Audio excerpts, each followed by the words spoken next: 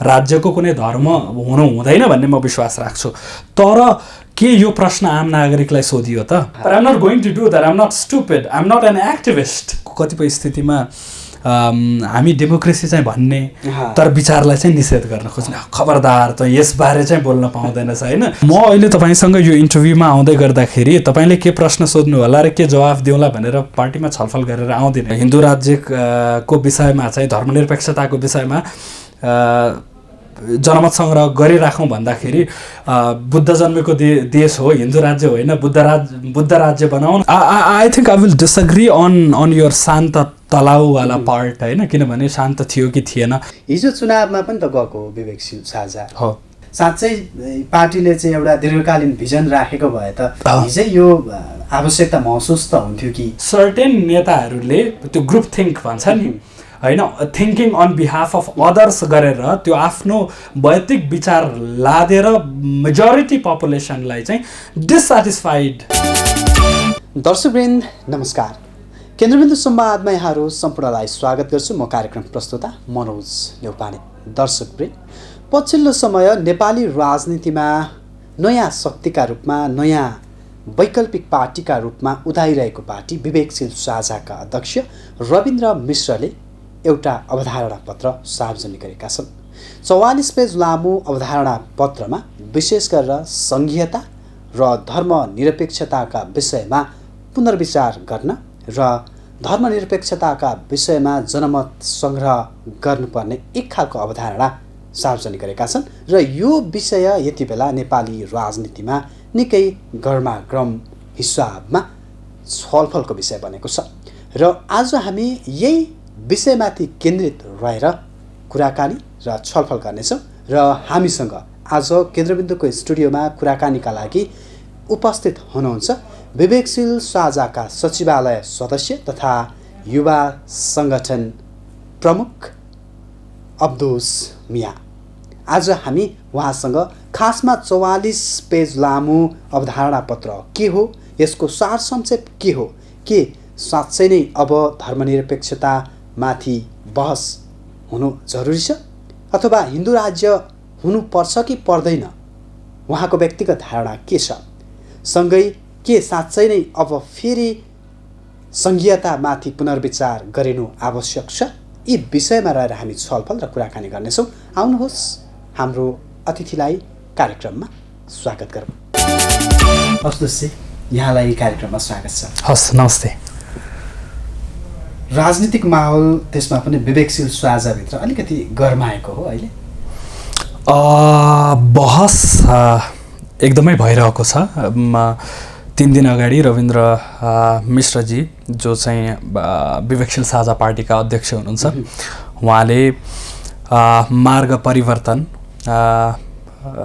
विचारभन्दा माथि देश भनेर एउटा डकुमेन्ट रिलिज गर्नुभयो र त्यो डकुमेन्ट अहिले देशव्यापी रूपमा छलफलमा छ। त्यस कारणले गर्दाखेरि छलफल बहस हुँदै गर्दाखेरि अलिकति तरङ्गित हुनु यो स्वाभाविक हो।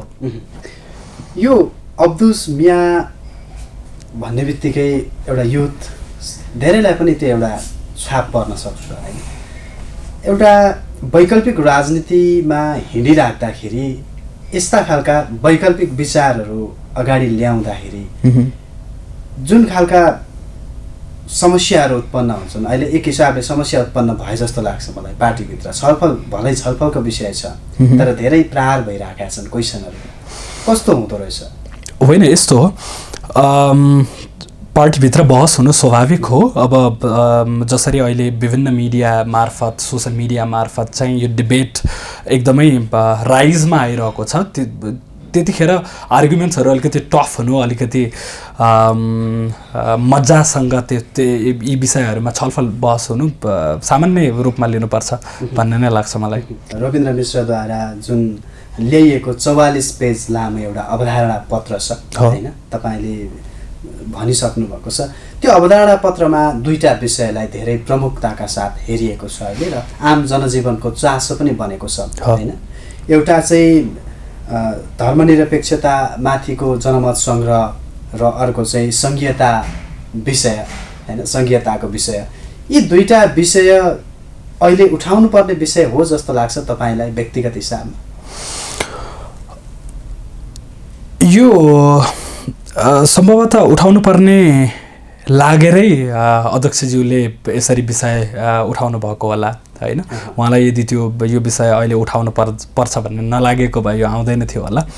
त्यस कारणले गर्दाखेरि सान्दर्भिकता छ, यदि उठाउन नपर्ने भएको भए यति छलफल बहस हुँदैन थियो होला, कसैले यसको वास्तै गर्दैन थियो होला, मतलबै गर्दैन थियो होला। हामी यति सानो पोलिटिकल पार्टी र हाम्रो इतिहास पनि त्यति लामो छैन र यति सानो पोलिटिकल पार्टीका प्रमुखले यो चाहिँ मेरो नितान्त व्यक्तिगत विचार भनेर आफ्नो वेबसाइटबाट एउटा डकुमेन्ट सार्वजनिक गरिरहँदाखेरि यी विषयहरूलाई उठाउँदै गर्दाखेरि जुन लेभल अफ रेस्पोन्स देशव्यापी रूपमा प्राप्त भएको छ, यसले त यो विषय त उठाउनु पर्ने रहेछ भन्ने कम्तीमा, अथवा कम्तीमा यो विषयमा आवश्यक छलफल चाहिँ आवश्यक रहेछ भन्ने कुरा चाहिँ प्रमाणित गरिसक्यो नि, होइन र? अब तपाईँ पार्टीको चाहिँ सचिवालय सदस्य र सँगसँगै युवा सङ्गठन प्रमुख पनि हुनुहुन्छ होइन। पार्टीभित्रको आन्तरिक माहौल कस्तो छ अहिलेको? जुन उहाँले एउटा अवधारणा पत्र बाहिर ल्याउनु भयो, विवेकशील साझा भन्ने बित्तिकै वैकल्पिक पार्टी, जुन परम्परागत पार्टी जुन पार्टी सिस्टम छ त्योभन्दा एक स्टेप माथि उठेर हामी राजनीति गर्छौँ भनेर होइन, एउटा कल्याणकारी राज्यको अवधारणा सहित अगाडि आएको पार्टी भित्रको माहौल कस्तो छ अहिले? स्वाभाविकले एउटा पोलिटिकल पार्टीमा फरक विचारहरू जब एउटा विचारमा छलफल हुन्छ त्यसमा फरक दृष्टिकोणहरू आउँछन्। जस्तै अहिले के छ भनेर भन्दाखेरि सङ्घीयताको विषयको कुरा गर्ने हो भने आम मान्छेमा सङ्घीयता आइसके पछाडि यो चाहिँ नेपालमा कस्तो खालको सङ्घीयता आयो भनेर चाहिँ अलिकति अस्पष्ट भएको सिचुएसन छ। फर एन इक्जाम्पल संसारमा 200वटा चान्चुन देशहरू होलान् होइन, र यो 200वटा देशमध्ये 28वटा देशमा मात्रै सङ्घीयता छन् र ती सबैको फरक कारण छ क्या किन ती देशहरू सङ्घीय प्रणालीमा गए। केही देशहरू जोडिनुपर्ने थियो होइन, अत्यन्त ठुलो भएका कारणले गर्दाखेरि होइन, सँगै बस्नुपर्ने थियो, त्यस कारणले गर्दाखेरि केही देशहरूमा सङ्घीयता अभ्यास हुन थाल्यो। केही देशहरूमा फरक परिस्थितिमा यो सङ्घीयताको अभ्यास भएको छ। तर नेपालमा नेपाल एक त यति सानो राष्ट्र, यति सानो राज्य र यसलाई यसरी 7 टुक्रामा टुक्राइ हाल्नुपर्ने थिएन कि भनेर प्रशस्त आवाजहरू उठिरहेका छन् र अब ती आवाजहरू उठ्दै गर्दाखेरि चाहिँ त्यसमा एउटा ओपिनियन बन्नु पर्यो नि त होइन। आम नागरिकको के हो त त्यसमा चासो होइन? सङ्घीयता देशमा आइसक्यो होइन, संविधान बनिसक्यो, धर्मनिरपेक्ष राज्य भइसक्यो, तर अहिले पनि मान्छेहरू असन्तुष्ट छन्, त्यही व्यवस्थाप्रति असन्तुष्ट छन् भन्ने कुरा जुन देखिएको छ, ती असन्तुष्टिलाई हामीले सम्बोधन गर्ने कि नगर्ने त होइन। र यो सम्बोधन गर्ने भनेको के हो, यो प्रक्रिया भनेको के हो भन्दाखेरि चाहिँ जब पार्टी अध्यक्ष पार्टी प्रेसिडेन्टलाई उहाँलाई लाग्यो, उहाँले घुम्नु भएको छ नि, देश घुम्नु भएको छ, टोल छिमेक समाज विभिन्न जिल्लाहरू विभिन्न प्रदेशमा गएर विभिन्न स्थानमा गएर उहाँले विभिन्न आम नागरिकलाई भेट्नु भएको छ र त्यसबाट उहाँले जुन किसिमको एउटा अवधारणा बिल्ड गर्नुभयो त्यो चाहिँ डिस्कसनको लागि भनेर अहिले त्यो पार्टीभित्र मात्रै, पार्टीको हाम्रो 130 जनाको केन्द्रीय समितिभित्र मात्रै होइन, अथवा पार्टीभित्र मात्रै होइन, सम्पूर्ण आम नागरिकको तहसम्म चाहिँ यो बहसमा जाओस् न त। अनि पहिला चाहिँ पार्टीले ओपिनियन बनाउनु पर्यो होइन। अहिले त उहाँले लेख्नु भएको छ यो मेरो नितान्त व्यक्तिगत विचार हो र यो म छलफलका लागि लिएर जान चाहन्छु र त्यो छलफल पश्चात पार्टीले जस्तो किसिमको निर्णय गर्छ त्यो निर्णय चाहिँ हामी मानेर त्यस पछाडि अघि बढाउँला भनेर उहाँले त्यो छलफलका लागि त्यो प्रस्ताव लिएर आउनु भएको छ। र अहिलेको कन्टेक्स्ट के हो भन्दाखेरि yes like you shared in the अगाडि तपाईँले जसरी सेयर गर्नुभयो, पार्टीमा बहस अनेक पक्षबाट भइरहेको छ। उहाँले हिन्दू राज्यको विषयमा चाहिँ धर्मनिरपेक्षताको विषयमा जनमत सङ्ग्रह गरिराखौँ भन्दाखेरि बुद्ध जन्मेको देश हो, हिन्दू राज्य होइन, बुद्ध राज्य बनाउन भनेर पनि त प्रस्तावहरू छन्, विचारहरू छन् होइन। अब एउटा डकुमेन्टमा आएको छ, अरू आइसकेको छैन होइन। विभिन्न किसिमले हामीले बहस र छलफल गरिरहेको छौँ र कतिपय बहसहरू तपाईँहरूले सार्वजनिक रूपमा पनि देखिरहनु भएको छ। तपाईँले यो भनिराख्दाखेरि नेपाल जसरी एउटा चाहिँ संविधानले निर्दिष्ट गरेर धर्मनिरपेक्षतामा गइसकेको थियो होइन, त्यसका लागि परिवर्तनका लागि एउटा ठुलो मासले सङ्घर्ष गरेको थियो होइन। फेरि त्यो एउटा शान्त तलाउमा ढुङ्गा हानेर चाहिँ त्यसलाई फेरि एउटा तरङ्गित बनाउनु कतिको आवश्यक थियो होइन। I think I will disagree on your शान्त तलाउवाला पार्ट होइन, किनभने शान्त थियो कि थिएन भन्ने कुरा चाहिँ त्यो हेर्ने दृष्टिकोण फरक हुनसक्छ। तर विषय के हो भन्दाखेरि चाहिँ हो, आइडियल्ली धर्मनिरपेक्षता बहुत राम्रो कन्सेप्ट हो। म आफै इन्डिभिजुअल लेभलमा धर्मनिरपेक्षतावादी हुँ, राज्यको कुनै धर्म हुनु हुँदैन भन्ने म विश्वास राख्छु। तर के यो प्रश्न आम नागरिकलाई सोधियो त होइन? कसले डिसाइड गर्ने हो होइन? यो प्रश्न आम नागरिकलाई सोधिनु पर्थ्यो कि पर्दैन थियो? हिजो चुनावमा पनि त गएको विवेक साझा हो, हिजो किन आएन र आज यहाँ आयो? यो प्रश्न त जटिल हुन सक्ला। यो एकछिन, यो आवश्यकता साँच्चै पार्टीले चाहिँ एउटा दीर्घकालीन भिजन राखेको भए त हिजै यो आवश्यकता महसुस त हुन्थ्यो कि? आई थिङ्क तपाईँले रविन्द्रजीको यो डकुमेन्ट पढ्नुभयो भने त्यहाँ उहाँले स्पष्ट लेख्नु भएको छ। उहाँले के लेख्नु भएको छ भन्दाखेरि चाहिँ जब हामी पार्टी निर्माणमा थियौँ होइन, त्यो बिगिनिङ गरिरहेको थियौँ, त्यतिखेर संविधान र संविधानका उपलब्धिहरूलाई होइन संस्थागत गरेर त्यसलाई अझ बढी पुरस्कृत गरेर अगाडि लिएर जाने हामी अग्रगामी पार्टी हौँ भनेर हामीले भनेका थियौँ र सुरुमै होइन। अहिले रविन्द्रजीको त्यो डकुमेन्टको इन्टेन्ट के हो जस्तो लाग्छ भनेर भन्दाखेरि चाहिँ संविधान निर्माण पश्चात आजको दिनसम्म आइपुग्दै गर्दाखेरि होइन, हाम्रो समाजमा एउटा ठुलो तबका यसरी निर्माण भइरहेको छ जसलाई लाग्छ कि धर्मनिरपेक्षताको विषय यो जति नै राम्रो भए पनि, तपाईँले मैले हामी सबैजनाले अग्री गरेको भए तापनि यो विषयमा चाहिँ आवश्यक बहस छलफल कस्तो खालको धर्मनिरपेक्षता भन्ने चाहिँ त्यो आवश्यक छलफल नभइकन सर्टेन नेताहरूले त्यो ग्रुप थिङ्क भन्छ नि होइन, thinking on behalf of others गरेर त्यो आफ्नो वैयक्तिक विचार लादेर मेजोरिटी पपुलेसनलाई चाहिँ डिससेटिस्फाइड गरे भन्ने एउटा तर्क छ होइन। र त्यो असन्तुष्टि बढ्दै गयो भने र अहिले जुन रूपमा त्यो बढिरहेको छ, डर के हो भन्दाखेरि यति शान्त राष्ट्रमा चाहिँ, यति शान्त राज्यमा चाहिँ फेरि भोलि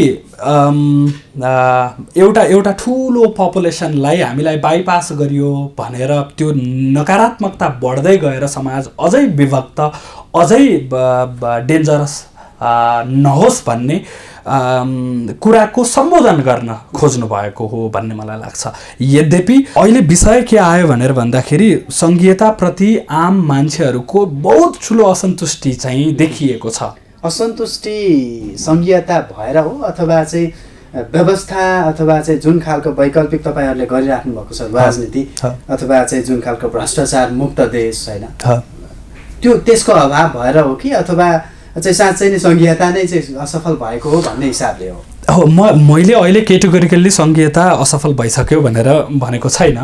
यद्यपि यो असन्तुष्टि किन हो भनेर भन्दाखेरि चाहिँ यसको एउटै मात्रै उत्तर छैन। तपाईँले भन्नुभएको सही हो, नेपालमा ट्रान्सपेरेन्सी इन्टरनेसनलको तपाईँ रिपोर्ट हेर्नुभयो भने होइन लज्जास्पद स्थिति छ हाम्रो देश, कति भ्रष्ट देश हो भन्ने कुरा यो देखिन्छ होइन। हाम्रो रुल अफ ल कस्तो छ भन्ने कुरा त उदाहरणहरू हेर्नुहोस् न, सर्वोच्च अदालतले निर्णय गरेका कतिपय स्थितिहरू राज्यका अन्य संरचनाहरूले नमानेको स्थिति छ। दुईटा इक्जाम्पल म तपाईँलाई दिन्छु। इक्जाम्पल 1 नोटा होइन, नोटाको एउटा नो भोट टु रिजेक्ट होइन, राइट टु रिजेक्ट चाहिँ अवलम्बन गर भनेर निर्वाचन आयोगलाई संविधान सर्वोच्च अदालतले हिजो अस्ति भनिसक्यो होइन, धेरै अगाडि भनिसक्यो, तर मान्दैन। विदेशमा बस्ने नेपालीहरूले पनि भोट हाल्न पाउनुपर्छ र त्यो कार्यान्वयन गर भनेर सर्वोच्च अदालतले फैसला गरिसक्यो, तर निर्वाचन आयोगले मान्दैन। हेर्नुहोस्, त्यस कारणले गर्दाखेरि भ्रष्टाचार भएर पनि आम नागरिक एकदमै रिसाएका छन्। त्यस पछाडि तपाईँको हाम्रा राज्यका संरचनाहरू जसरी इरोजनमा गइरहेका छन्, जति निष्क्रिय भइरहेछन्, प्रभाव शून्य भइरहेका छन्, जसरी रुल अफ ल यो देशमा मेन्टेन भएको छैन, जसरी भ्रष्टाचार बढेर गएको छ, जसरी सामाजिक सद्भाव पनि अहिले लगभग बिथोलिने स्थिति छ। हामीले रिसेन्टली रूपा सुनारको केस देख्यौँ होइन। त्यो घटनामा सामाजिक सञ्जालमा तपाईँले बहस हेर्नुभयो भने हाम्रो समाज कति जुधिरहेको छ, कति फाइट गरिरहेको छ, कति विभक्त छ भन्ने एउटा नजरिया देखिन्छ क्या। त्यस कारणले गर्दाखेरि अब हामीले आर्थिक समृद्धि एउटा विषय भयो होइन, यसलाई पनि बढाएर लिएर जानुपर्छ। यसलाई पनि होइन, यो प्रायोरिटी एजेन्डा त यो नै हो। हामीले लास्ट 4 इयर्सदेखि तपाईँले विवेकशील साझा पार्टीले गर्न खोजेको के हो यो देशमा भनेर तपाईँले सोध्नुभयो भने एकदमै स्पष्ट छ होइन। शिक्षा, स्वास्थ्य निःशुल्क हुनु पर्यो, गुणस्तर युक्त हुनु पर्यो होइन। त्यस पछाडि पब्लिक ट्रान्सपोर्टेसन र सोसियल सिक्युरिटीका कुराहरू, इम्प्लोइमेन्ट र अफोर्डेबल हाउसिङका कुराहरू, यी प्रायोरिटी इस्युजहरू हुन् आजको पोइन्ट अफ टाइममा। यसमा कुनै डाउट छैन। अर्को क्लाइमेट चेन्जको विषय आजको प्राइम प्रायोरिटी हो होइन। र यसले चाहिँ हामीलाई यो कल्याणकारी राज्यमा पुर्याउँछ होइन। यो सबै व्यवस्था भएको जस्तो किसिमको समाज र देश हामीले बनाउँछौँ त्यो चाहिँ कल्याणकारी राज्य हो होइन। तर त्यो हुँदै गर्दाखेरि फेरि हाम्रा स्पिरिचुअल सिग्निफिकेन्सका कुराहरू, हाम्रा कल्चरल कुराहरू, हाम्रा धर्म संस्कृतिहरू, यी सबैको जगेर्ना र त्यो सद्भाव कायम गर्न पनि त्यति नै जरुरी छ नि। Otherwise we may be one day very economically successful country, तर यहाँ मधेसी भर्सेस पहाडी, त्यस पछाडि Muslim versus Christian versus Hindu versus Buddhist हुने हो भने त्यसरी हामीले समाजलाई केटेगोरिकल्ली विभाजित गर्दै लिएर जाने हो भने त हामी कहीँ पनि पुग्दैनौँ नि होइन र। त्यस कारणले गर्दाखेरि समाजमा जस्ता किसिमका असन्तुष्टिहरू छन् ती असन्तुष्टिलाई समयमै सम्बोधन गर्नुपर्छ भन्ने चाहिँ प्रमुख विषय हो। यस अर्थमा पनि कि यी दुईवटा विषयमा चाहिँ जनता असन्तुष्ट भए र यसको समाधानका लागि चाहिँ अबको हाम्रो अवधारणा पत्र भन्ने तपाईँहरूको सिद्धान्त भयो। अहिले मैले अघि पनि भने यो दुईचोटि दोहोऱ्याइसकेँ र तेस्रोचोटि म तपाईँलाई भन्दैछु, यो रविन्द्रजीले बहस र छलफलका लागि लिएर आउनु भएको होइन। मैले ठ्याक्कै सोधेँ, तपाईँले भनिहाल्नुभयो पार्टीभित्र व्यक्तिवादी विचार हाबी हुन्छ अथवा पार्टीको साझा अवधारणा हाबी हुनुपर्छ। विचार चाहिँ व्यक्तिगत हुन्छ, निर्णय चाहिँ सामूहिक हुन्छ। हामी सबैजनाले 130 जना केन्द्रीय समिति सदस्यहरूले विभिन्न विषयमा हामी व्यक्तिगत रूपमा के विचार राख्छौँ भनेर बोलिराखेका छौँ, पत्र पत्रिकामा लेखिराखेका छौँ, म सक्काइहालेँ। तर सिचुएसन के थियो भने तपाईँहरूले पनि एज जर्नलिस्ट जहिले पनि हाम्रो पार्टी अध्यक्षलाई सोध्नुभयो नि त तपाईँको के हो त विचार भनेर निरन्तर यो 4 वर्षमा सोध्नुभयो उहाँले। अहिले ल मेरो विचार चाहिँ यस्तो छ है, छलफल गरौँ साथी हो भनेर लिएर आउनु भएको छ, there is no harm on that. तर निर्णयमा हामी कहाँ पुग्छौँ भनेर भन्दाखेरि चाहिँ उहाँले विचार लिएर आउनु भएको छ, त्यो बहसमा छ, अहिले राष्ट्रव्यापी रूपमा बहसमा छ। त्यो बहसमा हामीले सोचे भन्दा बढी सक्रियतापूर्वक आम नागरिकले, आम नेपालीले सहभागी भइरहनु भएको छ। यो बहस व्यक्तिगत विचार, व्यक्तिगत अवधारणा ल्याइराख्दाखेरि एउटा सिङ्गो पार्टीको संयोजक म हुँ र मैले चाहिँ कम्तीमा पनि पार्टीभित्र छलफल गरेर ल्याउनु पर्थ्यो कि भन्ने खालको हुनु पर्थ्यो कि पर्थेन? म अहिले तपाईँसँग यो इन्टरभ्यूमा आउँदै गर्दाखेरि तपाईँले के प्रश्न सोध्नु होला र के जवाफ दिउँला भनेर पार्टीमा छलफल गरेर आउँदैन। हेर्नुहोस् होइन, विचार सबैजनाले राख्न पाउँछन् होइन। हामी एउटा सामान्य विचारदेखि डराइरहेछौँ भने के को लोकतन्त्र? यही विचार राख्न पाइन्छ, राख्नुपर्छ भनेर लोकतन्त्र लिएर आएको होइन। रविन्द्रजीले अहिले यो पार्टीमा छलफल गरिसके पछाडि लिएर आउने हो कि यो भन्ने कुरामा चाहिँ उहाँले यसको जवाफ दिइसक्नु भएको छ होइन। विभिन्न कारणहरूले गर्दाखेरि पहिला उहाँलाई के लाग्यो भने केन्द्रीय कमिटीमा कोठाभित्र बसेर हामी 130 जनाले लुकी बहस गर्नुपर्छ भनेर के छ र? छैन नि, हामी गरौँला, त्यो बहस पनि गरौँला होइन। तर त्यो गर्नुभन्दा अगाडि अलिकति तयारीकै लागि भए पनि राष्ट्रव्यापी रूपमा पनि यो आउँदै गर्दाखेरि यसले कुनै पहाड खसेको जस्तो चाहिँ मलाई लाग्दैन। हामी विचारसँग मात्रै नडराउँ होइन, त्यसमा आवश्यक छलफल होस्। यो छलफल त अझ पब्लिक हुनुपर्छ। अझ हाम्रो के म त के भन्छु भने केन्द्रीय कमिटीको बैठक पनि फेसबुक लाइभ गरेर देशभरि देखाइदियो हुन्छ कि के फरक पर्छ र त्यहाँ के चाहिँ लुकाएर गफ गर्ने हो र होइन। त्यस कारणले गर्दाखेरि बहस भित्र गर्नुपर्ने बहस बाहिर किन लगेको is not a question for me at least होइन। मैले यही जोडेँ, तपाईँहरूकै पार्टीभित्रका नेताहरूले होइन असन्तुष्टि जनाइराख्नु भएको छ, आलोचना जनाइराख्नु भएको छ। त्यो विभिन्न पत्र पत्रिका र मिडियामा पनि छरपस्ट देखिन्छ होइन। पार्टीभित्रको एउटा संयोजकको अवधारणा पत्रले भित्र यो खालको आलोचना हुनुले त फेरि सङ्गठनभित्रको एउटा क्लिन इन्भाइरोमेन्ट त बिगार्ला नि फेरि। No no no I don't agree on that. बिगार्दैन। किन बिगार्दैन भने कुनै आइडियामा बहस हुनु, विभिन्न कोणबाट छलफल हुनुले यदि अब पार्टीमा मैले राखेको विचारले अरू साथीहरू ले नराम्रो मान्छन् कि भनेर चुप लाग्ने, म अर्को त्यही भनेर चुप लाग्ने, सबै चुप लाग्ने हो भने त कहाँ हुन्छ र। बहस हो विषय के हो भन्दाखेरि यसरी पत्र पत्रिकामा प्रेजेन्ट हुँदै गर्दाखेरि होइन, सामाजिक सञ्जाल मिडियामा प्रेजेन्ट हुँदै गर्दाखेरि कस्ता खालका शब्द चयन गर्ने, कतिसम्म आरोप नलगाउने हुने त आखिर हामीले इतिहासदेखि हेर्दा पनि त द्वन्द्व त विचारले निम्त्याउने होला नि। हो तर यो द्वन्द्व होइन, यो त एकदमै हेल्दी बहस हो भन्ने लाग्छ। कतिपय स्थितिमा म अलिकति सङ्कीर्ण कहाँनिर छु भन्दाखेरि चाहिँ कतिपय साथीहरूले आफ्नो विचार अभिव्यक्त गर्दै गर्दाखेरि अलि बढी पर्सनल, अलि अट्याक गरिहाल्ने, ओहो मेरो भन्दा फरक ओपिनियन त कहाँ सुन्ने हो र भन्ने किसिमको त्यो पनि गरे जस्तो कहिलेकाहीँ त्यस्तो अनुभूत हुन्छ। तर यी त ह्युमन बिहेभियरल प्रब्लम्सहरू हुन् होइन, र यसलाई सच्याएर अगाडि बढ्नुपर्छ। आम बुझाइको कुरा गरौँ होइन। आम अडियन्स एउटा जर्नलिस्ट, एउटा पोलिटिकल लिडरको बुझाइ व्यक्तिगत विचारमा होला, तर आम एउटा ग्रास लेभलको नागरिकले त चाहिँ पार्टीको संयोजकबाट आएको एउटा अवधारणा पत्रलाई पार्टीकै पनि बुझ्न सक्छ। त्यसमा तपाईँ अग्री नै हुनुपर्छ होला जस्तो लाग्छ। उसको बुझाइले त्यो हुनसक्छ। अब यो अवधारणा पत्र आइराख्दाखेरि अब विवेकशील साझाले यसलाई छलफलमा कसरी लान्छ होइन, र यो छलफलमा मात्रै सीमित हुन्छ अथवा यो पार्टीभित्र छलफलपछि कार्यान्वयनमा पनि आउँछ, यो पनि धेरैलाई चासो हुनसक्छ। त्यही त अहिले छलफलमा छौँ। जे निर्णय हामीले पार्टीमा सर्वसम्मत रूपमा गर्छौँ त्यो नै निर्णय हामी सबैजनाले बोकेर हिँड्ने हो, र त्यसका लागि चाहिँ अहिले डराउनु पर्छ भन्ने लाग्दैन। यो कतिपय स्थितिमा हामी डेमोक्रेसी चाहिँ भन्ने तर विचारलाई चाहिँ निषेध गर्न खोज्ने, खबरदार त यसबारे चाहिँ बोल्न पाउँदैनस् होइन। तेरो हामीले जुन लोकतन्त्र देशमा लिएर आएका छौँ, यो लोकतन्त्रले चाहिँ यो विषयमा चाहिँ खबरदार कुरा नगर होइन। हामीले कस्तो लोकतन्त्र लिएर आयौँ भनेर भन्दाखेरि चाहिँ अब यो लास्ट फ्यु इयर्समा कम्युनिस्टहरूको अलि ठुलो डोमिनेन्स हामीले नेपाली पोलिटिक्समा देख्यौँ। हामीले सर्वत्र के देख्यौँ भनेर भन्दाखेरि चाहिँ मार्क्स र एङ्गल्सको फोटोहरूमा चाहिँ कम्युनिस्ट पार्टीहरूमा माला लगाएको देख्यौँ, पूजा गरेको देख्यौँ होइन। अनि राष्ट्र निर्माताहरूलाई चाहिँ लात हानेको, मूर्ति फोरेको यो देख्यौँ होइन।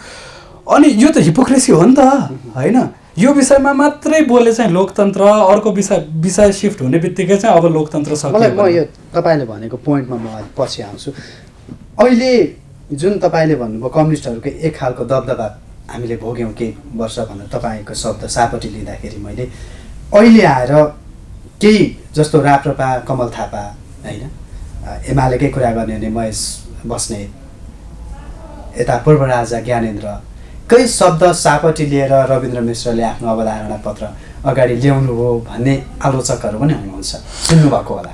यो रियलाइजेसन अथवा विचार भनेको एउटै खालको एकुमुलेट खालको विचार चाहिँ अगाडि भर्खर आउनु चाहिँ यो संयोग हो अथवा केही कारक छ? संयोगै होला नि। रविन्द्र मिश्र र महेश बस्नेत मिलेर सँगै पार्टी खोलौँ भनेर त छलफल गर्नु भएको छैन जस्तो लाग्छ।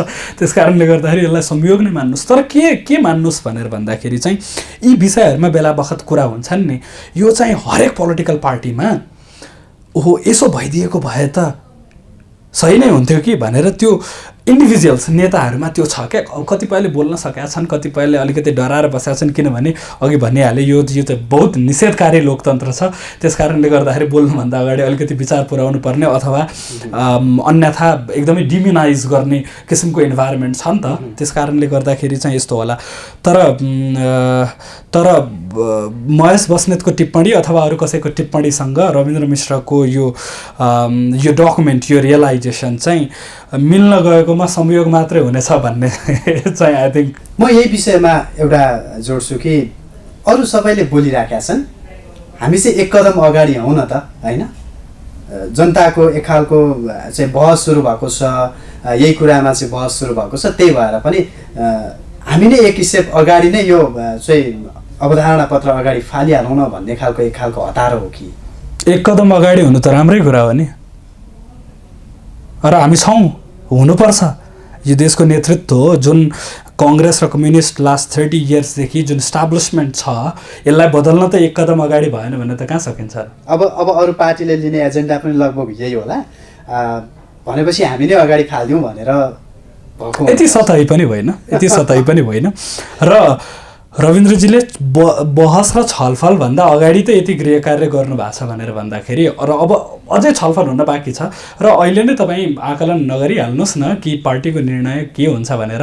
हामी त डेमोक्रेसीमा विश्वास गर्ने मान्छेहरू हौँ, सहभागितामूलक लोकतन्त्रमा विश्वास गर्ने मान्छेहरू हौँ, र त्यस्तै किसिमको विधि र पद्धतिले पार्टी बन्नुपर्छ भन्ने मान्छेहरू हौँ। त्यस कारणले गर्दाखेरि यो विचार हो, यो विचार पार्टीका आधिकारिक संरचनाहरूमा, आधिकारिक तहहरूमा छलफल हुन्छ र त्यसको निर्क्वेल र त्यसको कलेक्टिभ डिसिजन चाहिँ हाम्रो पार्टीको मार्ग सिद्धान्त बन्छ।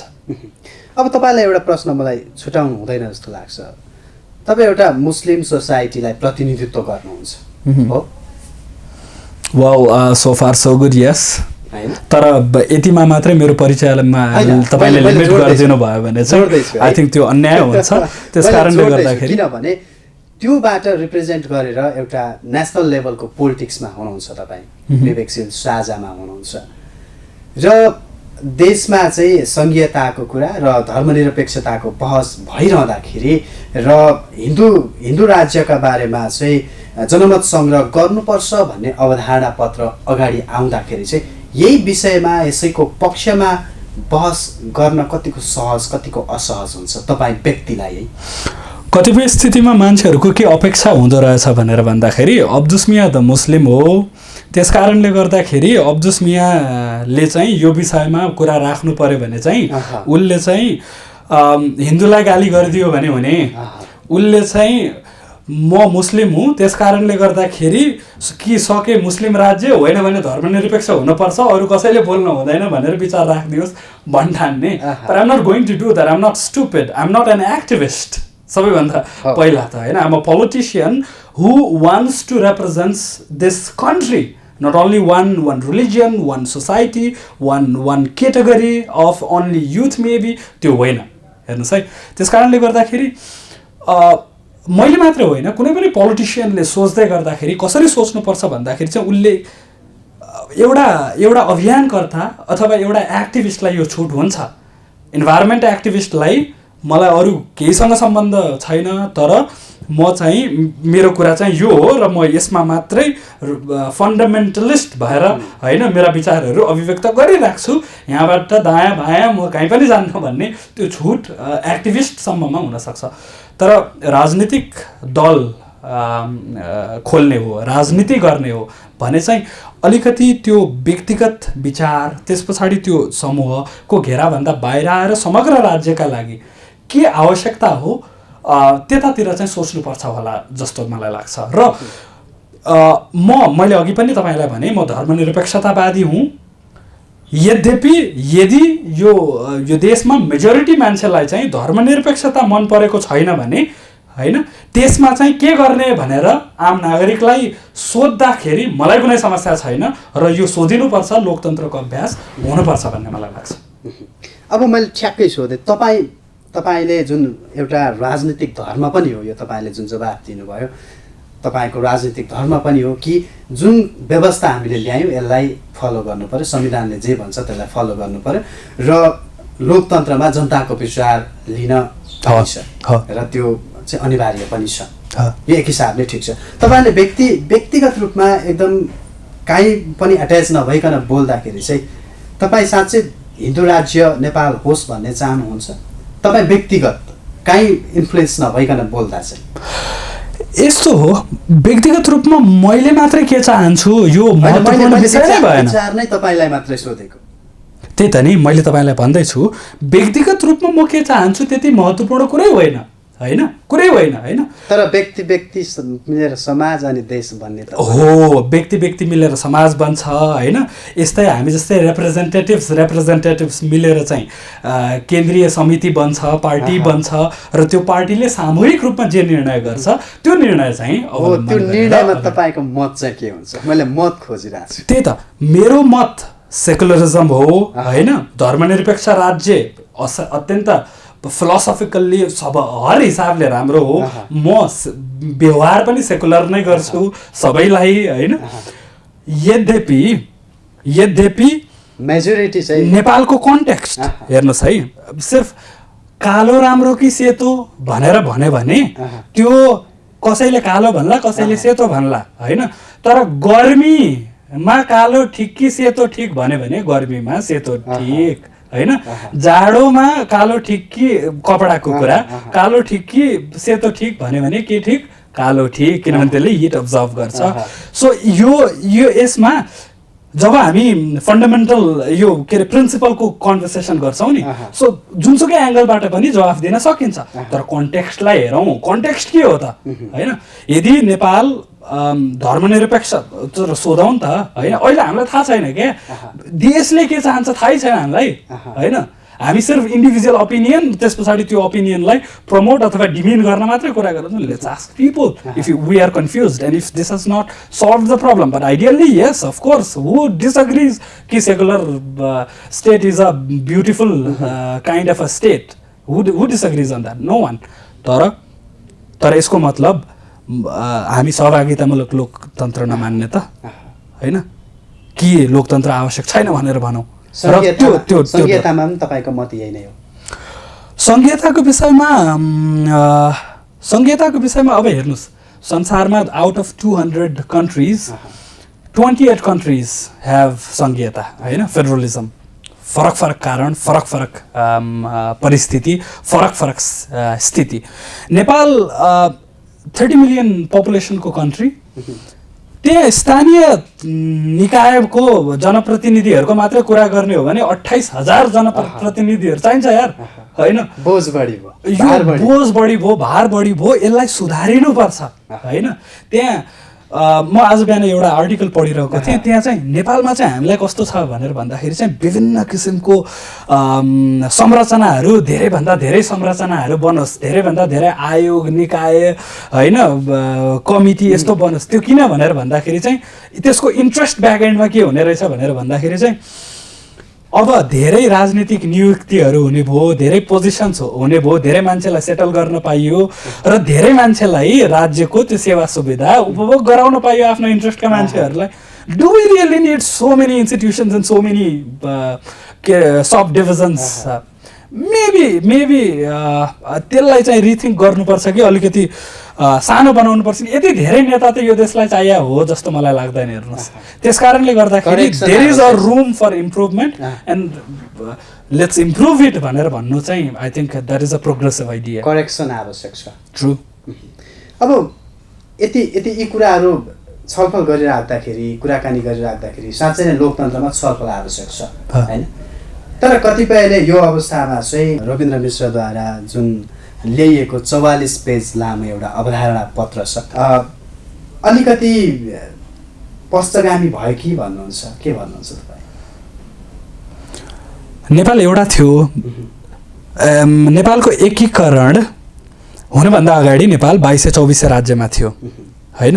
2224 राज्य एकीकरण भएर सिङ्गो नेपाल बन्यो अनि सिङ्गो नेपाल 7 टुक्रा बनाउने प्रस्ताव आयो र त्यो भयो। त्यो खण्ड के थियो? प्रोग्रेसिभ थियो अग्रगमन थियो कि पश्चगमन थियो गोइङ ब्याक टु सब डिभिजन्स यसलाई कन्टेक्स्टका रूपमा हेरौँ क्या यी कुराहरूले हामीलाई पश्चगमनकारी अथवा अग्रगमनकारी बनाउँछ भन्ने मलाई लाग्दैन यो विषय होइन यु सुड नट जज विवेकशील साझा अथवा यो डकुमेन्टलाई त्यही डिरेक्सनमा यो अग्रगामी र पश्चगामी चाहिँ यो अननेसेसरी गाली र रङ इन्टरप्रिटेसन अफ द कन्टेक्स्ट हो भन्ने मलाई लाग्छ त्यस कारणले गर्दा अग्रगामी के हो स्कुल बनाउने 500वटा बुढानीकण्ठ स्ट्यान्डर्डको स्कुल बनाउने भनिरहेछौँ अग्रगामी होइन हामी के भनिरहेछौँ हेल्थ केयरको रिच गर होइन 7वटा प्रदेशमा 7वटा अथवा त्योभन्दा बढी अस्पतालहरू पब्लिक हस्पिटल्सहरू बनाऊ भनेर भनिरहेछौँ अनि त्यो रङ हो त त्यो पश्चगामी विचार हो त अनि केलाई पश्चगामी भन्ने केलाई अग्रगामी भन्ने तर विचार के गर्नुपर्छ भने if you have done anything wrong in the past going back and correcting that is not pashchagami right that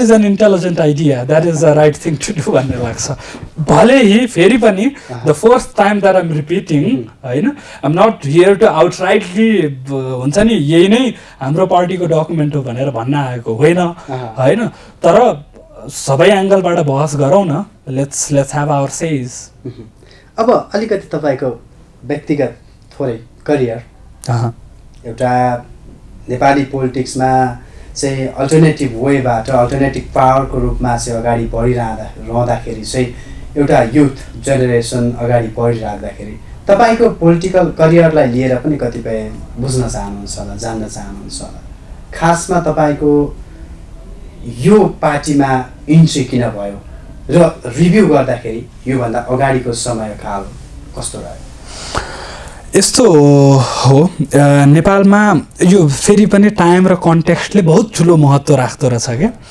म एउटा अर्गनाइजेसन लिड गरिरहेको थिएँ जसको प्रमुख कामहरू भनेको चाहिँ यही नेपालमा कसरी गुड गभर्नेन्स कसरी मेन्टेन गर्न सकिन्छ पब्लिक इन्स्टिट्युसनलाई कसरी ट्रान्सप्यारेन्ट र अकाउन्टेबल बनाउन सकिन्छ एन्टी करप्सन रिलेटेड कस्ता खालका कामहरू भएका छन् भन्ने किसिमको रिसर्च सँगसँगै कार्यक्रमहरू गर्ने एउटा अर्गनाइजेसनको नेतृत्व गर्थेँ मैले पहिला So meanwhile, I got connected with Ravindra Mishra, who was planning to establish a political party.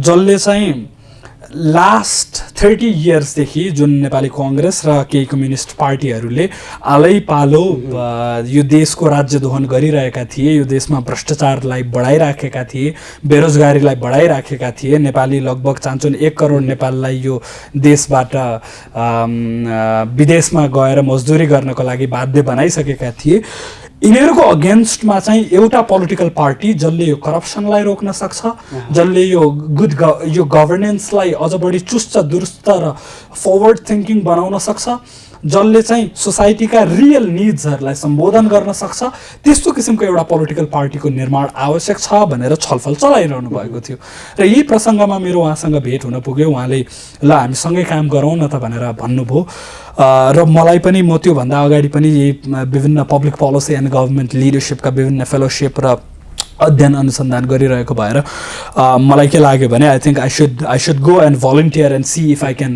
Help and make any change भन्ने मलाई लाग्यो त्यस कारणले गर्दाखेरि चाहिँ मैले पोलिटिक्स जोइन गरेँ तर अब पोलिटिक्स करियर हो कि होइन यो छुट्टै बहसको विषय होला तर मेरो इच्छा चाहिँ फर अ लङ्गर रन पोलिटिक्समा रहने इच्छा छ र केही कन्ट्रिब्युट गर्ने इच्छा छ रिभ्यू गर्दा चाहिँ कस्तो भयो रिभ्यू गर्दाखेरि I had a very good experience किनभने म सम्भवतः 23 वर्षको थिएँ होला जतिखेर पोलिटिकल पार्टी जोइन गरेँ रविन्द्रजीको टिममा बसेर I started my journey of politics र मेरो लागि चाहिँ यो एकदमै लर्निङ इन्भाइरोमेन्ट थियो क्या मेरो कलिगहरू को हुनुहुन्थ्यो भनेर भन्दाखेरि डाक्टर सूर्यराज आचार्य हुनुहुन्थ्यो होइन रविन्द्र मिश्र आफै हुनुभयो त्यतिखेर मोमाराम खनाल हुनुहुन्थ्यो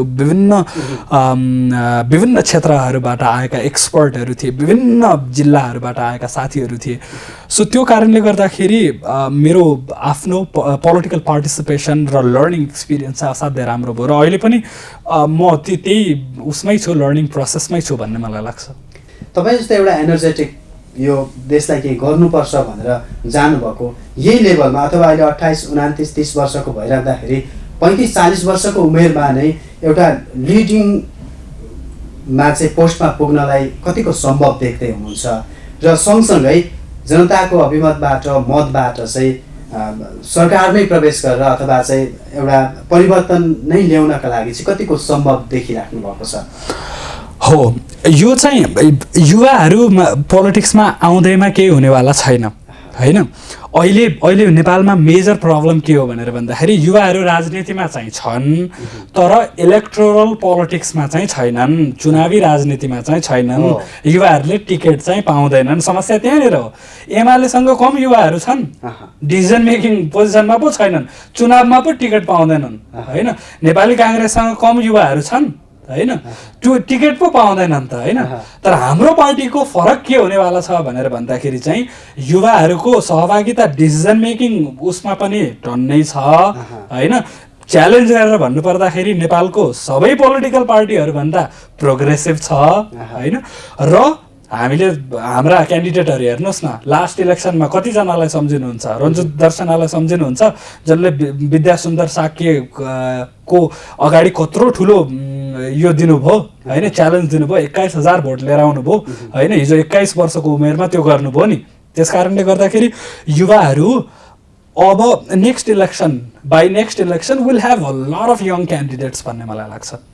त्यो लिड गर्ने क्षमता भएको र बाँकी कुरा यो आम नागरिकले सपोर्ट गर्ने भोट हाल्ने र जिताउने कुरा अब यो त आम नागरिकमा छोडिदेऊ न हामी होइन। उहाँहरूले आफ्नो विवेक प्रयोग गरेर कसलाई जिताउने हो भन्ने त उहाँहरूले हेर्नुहुन्छ नि होइन। भोलि त्यहाँ हुन्छ नि 20 वर्षदेखि एउटै पोजिसन नछोडेको, एउटै पद नछोडेको काङ्ग्रेसको प्रतिनिधि, त्यस पछाडि अर्को 20 वर्षदेखि पोजिसन नछोडेको कम्युनिस्ट पार्टीहरूको प्रतिनिधि र अहिले भर्खरै ग्रेजुएट भएर अब के गर्नुपर्छ यो देशका लागि भनेर होइन, म यो भ्रष्ट सिस्टम, यो भ्रष्ट पोलिटिकल कल्चरको अगेन्स्टमा क्यान्डिडेसी दिन्छु भन्ने जुन युवा क्यान्डिडेटहरू अब आउनेवाला छन्, आम नागरिकहरूले भोलि त्यहाँनिर त्यसमा निर्णय गरिहाल्छन् नि। त्यसमा अहिले डराउनु पर्ने कुरै छैन। पहिला चाहिँ हामीसँग बेस थिएन, त्यो केही थिएन, सङ्गठन थिएन। अब एउटा टेन्टेटिभ आकलन गरौँ न त। तपाईँले नै केही समय अगाडि पनि भन्नुभएको छ योभन्दा अगाडि कङ्ग्रेस फेलर भइसक्यो, कम्युनिस्ट फेलर भइसक्यो, अब विवेकशील, अब यसले केही गर्छ भन्नुभएको छ। कहिलेसम्ममा साँच्चै यो चाहिँ गभर्मेन्ट्स लेभलमा पुग्छ? आकलन गरौँ न टेन्टेटिभ। यस्तो छ, अबको चान्चुन 1 वर्ष पछाडि लोकल इलेक्सन हुन्छ, त्यस पछाडि अर्को फेडरल इलेक्सन हुन्छ र अघिल्लो पटक जब हामी पार्टी निर्माण गर्ने बित्तिकै चुनाव आएको थियो त्यतिखेर हामीले देशव्यापी रूपमा क्यान्डिडेटै दिन सकेनौँ, हामीसँग त्यति क्यान्डिडेटहरू नै थिएनन्। अहिलेको तपाईँको अवस्था हेर्नुहुन्छ भने चाहिँ अहिले हामीले देशव्यापी रूपमा ठुलो सङ्गठन निर्माण गरिसकेका छौँ। त्यो भएको कारणले गर्दाखेरि अब अहिले पूर्वदेखि पश्चिमसम्म विभिन्न नगरपालिकामा युवाहरू तयारी गरेर बसिरहेका छन् कि अब next election I'm fighting this battle भनेर। त्यस कारणले गर्दाखेरि I see the hopes very positive. हेर्नुहोस् न, कम्युनिस्ट पार्टीलाई अब जिताउने कारणै छैन यो देशमा। किन भनेर भन्दाखेरि 2/3 मेजोरिटी दिँदा समेत होइन सरकार सम्हाल्न हामी सक्दैनौँ, नसक्ने रहेछौँ भनेर हात उठाएर उहाँहरूले ध्वस्त बनाउनु भयो होइन। पैसा सिद्ध्याउनु भयो देशको, त्यस पछाडि आशा सिद्ध्याउनु भयो, होप सिद्ध्याउनु भयो, सब कुछ सिद्ध्याउनु भयो, अब लगभग पार्टी पनि सिद्ध्याउनु भयो होइन उहाँहरूले। त्यस कारणले गर्दाखेरि अब कम्युनिस्ट पार्टीहरूलाई फेरि विश्वास गरेर सरकारमा लिएर जाने त ठाउँै छैन, अप्सनै छैन। अब काङ्ग्रेस त शेरबहादुर देउवा 5औँ चोटि प्रधानमन्त्री हुनुहुन्छ, 4 चोटिमा त उहाँले अब के गर्नुभयो र 5औँ चोटिमा नै उहाँले आउने नआए के होइन। उहाँ आएको भोलिपल्ट एकजना बालुवाटारको एउटा जग्गा प्रकरणमा भ्रष्टाचारमा मुछिएको एकजना उहाँको आफ्नै पार्टीको नेताजीलाई होइन प्रधानमन्त्री बनेको 24 घण्टामा उहाँले अब उहाँ छुट्नुभयो होइन। कसरी छुट्नुभयो, के गर्नुभयो त्यतातिर म जान्न, तपाईँ पत्रकार हुनुहुन्छ सोध्नुहोस् होइन, विचार गर्नुहोस्।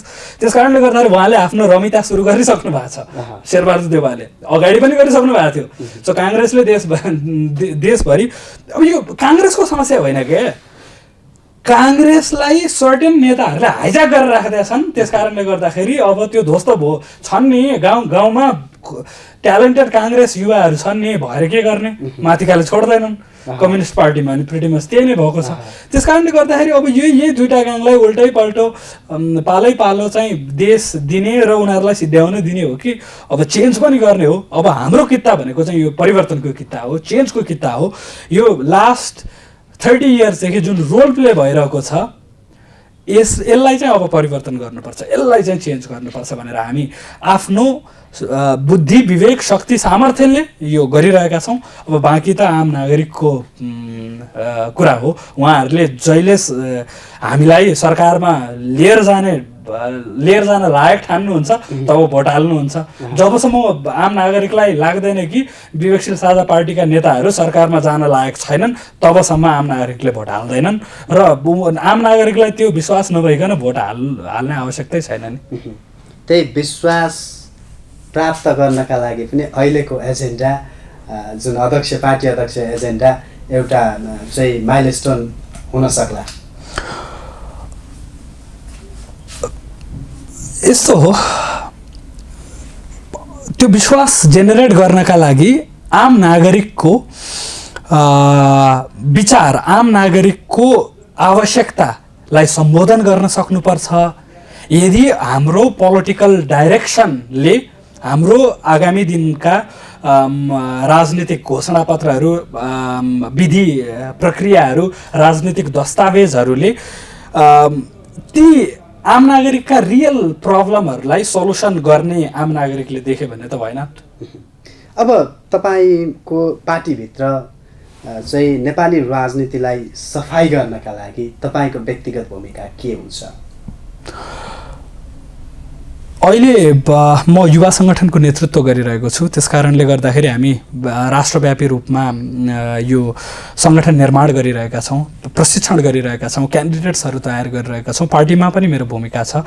पार्टीको केन्द्रीय समिति र पार्टीको सचिवालय सदस्यको हिसाबले मैले त्यहाँको अन्य जिम्मेवारीहरू पनि गरिरहेको छु। त्यस कारणले गर्दाखेरि अब जिम्मेवारी हामी सबैजनासँग छन् होइन। 130 जना केन्द्रीय समिति सदस्य, 7वटा प्रदेशका प्रदेश समितिहरू, विभिन्न जिल्ला समितिहरू, त्योभन्दा तलका नगर समितिहरू, सबैको आफ्नो भूमिका छ र मलाई के लाग्छ भने सबैजनाले आफ्नो ठाउँबाट जिम्मेवार प्रयत्न गरिरहनु भएको छ, सङ्गठन निर्माण गरिरहनु भएको छ। त्यो एउटा अल्टरनेटिभ पोलिटिकल फोर्स स्टाब्लिस हुनको लागि आवश्यक गृह कार्य भइरहेको छ भन्ने लाग्छ। त्यसरी नै तपाईँ पनि गरिराख्नु भएको छ। डेफिनेटली। अब अन्तिममा विवेकशील साझाले अहिले के गरिराखेको छ इन्टरनल रूपमा होइन, र अबको योजनाहरू के छ? तपाईँले अघि अधिवेशनको कुराहरू पनि अलिअलि खोल्नु भएको छ। साँच्चै नै के चाहिँ क्रियाशील सदस्यताहरूको बारेमा के आएको छ, के टेन्टेटिभ तथ्याङ्क छ भने त्यो पनि भनिदिनुहोस्। कति छन् देशभरि, कति भएका छन्?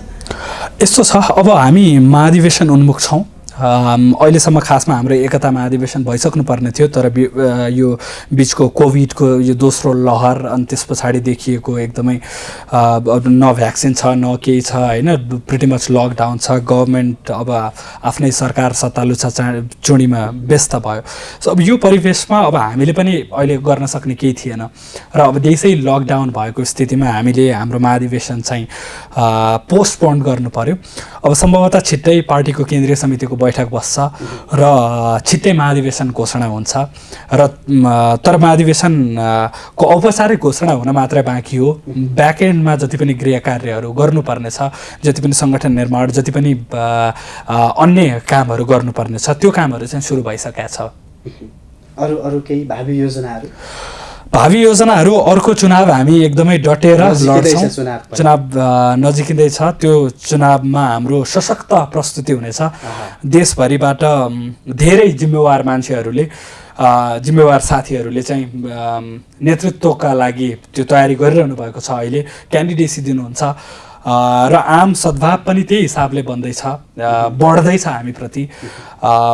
विवेकशील साझा पार्टीले यो देशको रूपान्तरण गर्न सक्छ भन्ने मत बढेर गएको छ। त्यो हाम्रो सदस्यताले पनि देखाउँछ। त्यो हाम्रो विभिन्न कार्यक्रम, विभिन्न ठाउँहरूमा जुन रेस्पोन्स आउँछ त्यो रेस्पोन्सले पनि त्यो देखाउँछ। We are very optimistic. Okay, केन्द्रबिन्दुको यो स्टुडियोसम्म आएर आफ्ना विचारहरू र भर्खरै पार्टी अध्यक्षबाट आएका आएको एजेन्डामाथि एक हिसाबले प्रष्टीकरण पनि मान्छु म होइन, कतिपयलाई बुझ्न गाह्रो पनि भएको होला दिनुभयो। सँगसँगै नेपाली राजनीति र विकल्पका बारेमा पनि आफ्ना कुराहरू राखिदिनु भयो। समयको लागि एकदमै धन्यवाद। धन्यवाद। म अन्त्यमा सम्पूर्ण हाम्रो यो कन्भर्सेसन हेरिरहनुभएका दर्शकहरूलाई के अनुरोध गर्न चाहन्छु भने विवेकशील साझा पार्टीका अध्यक्ष रविन्द्र मिश्रले ravindramishra.com www.ravindramishra.com भन्ने उहाँको पर्सनल वेबसाइटबाट यो एउटा डकुमेन्ट सार्वजनिक गर्नुभएको छ। तपाईँले यदि यो डकुमेन्ट अहिलेसम्म पढ्नु भएको छैन भने कृपया पढ्नुहोस् र तपाईँलाई के लाग्छ विवेकशील साझा पार्टीले कुन बाटो अवलम्बन गर्नुपर्छ, तपाईँको विचार कृपया हामीसम्म पुग्ने वातावरण बनाइदिनुहोस्। हामीले सुन्न त सुनिरहेका छौँ, यो विचारहरू विभिन्न त्यो जस्तो किसिमका टिप्पणीहरू आइरहेछन्, यी सबै टिप्पणीहरूलाई हामीले हेरिरहेका छौँ। विभिन्न पक्षहरूबाट यो विषयलाई हामीले गम्भीर रूपले अध्ययन गरिरहेका छौँ। त्यस कारणले गर्दाखेरि यदि तपाईँलाई लाग्छ बाटो कुन सही हो भने कृपया हामीलाई सुझाव दिन नबिर्सनुहोला। आम दर्शकलाई मैले यति भनेर तपाईँलाई धन्यवाद। Thank you so much.